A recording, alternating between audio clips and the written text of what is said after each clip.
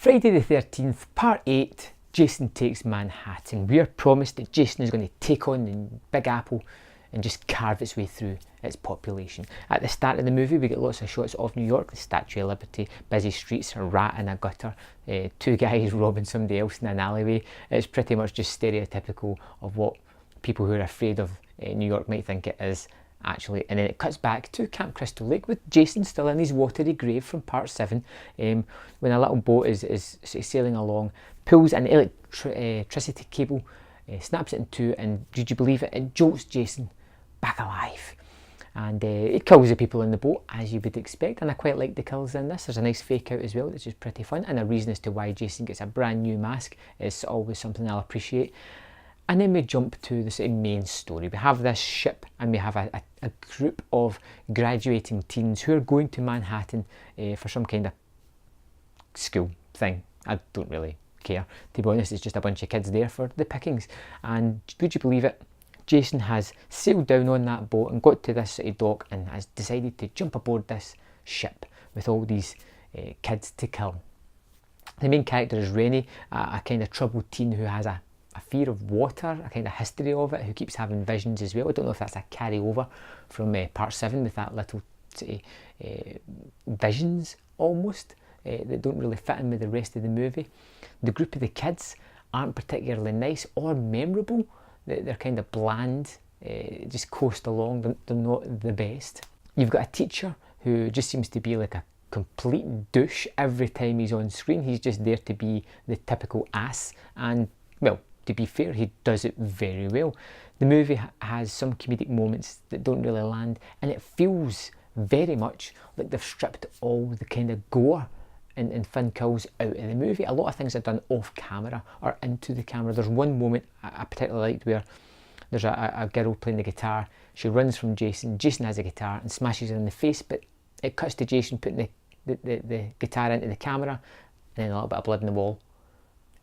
And it's missing that kind of creativity. It feels like they've got a little bit more money than they usually do, but they've had constraints with that. They're not allowed to go just crazy with it. Jason on a boat doesn't really make sense overall. It takes him away from his Crystal Lake. He looks good again. It's Kane Hodder following up his performance in part 7, doing that sort of hulking, really heavy breathing Jason that I quite like and what I picture when I think of Jason Voorhees. But like I said, a lot of the characters aren't memorable. A lot of the scenes aren't that memorable. A lot of the deaths aren't that memorable. Although there is one spectacular one, and I think you know what I'm going to pick for my kill of the movie in this one, and that is Julius's death as they get to Manhattan. He's punching Jason as hard as he can. He's a boxer. He's really throwing those punches into Jason. Finally, he's exhausted. His hands are torn up, and he just says, "Take your best shot." Only for Jason just to knock his head clean off with one punch. It's awesome. And I wish the movie had more moments like that. It feels a lot of fun.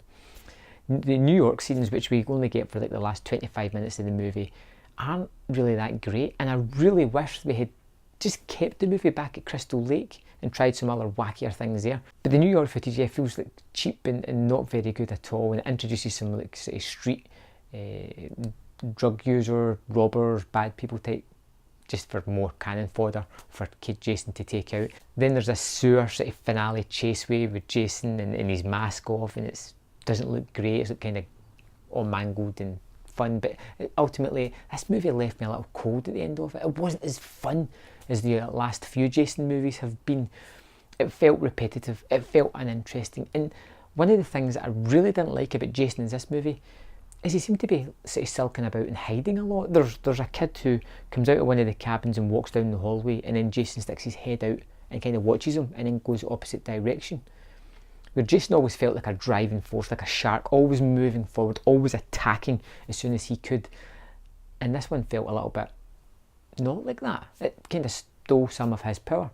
Still, it's alright. If you're into your Jason movies, you're going to get some kind of fun out of it. It's not one that needs your full attention or one that really demands it.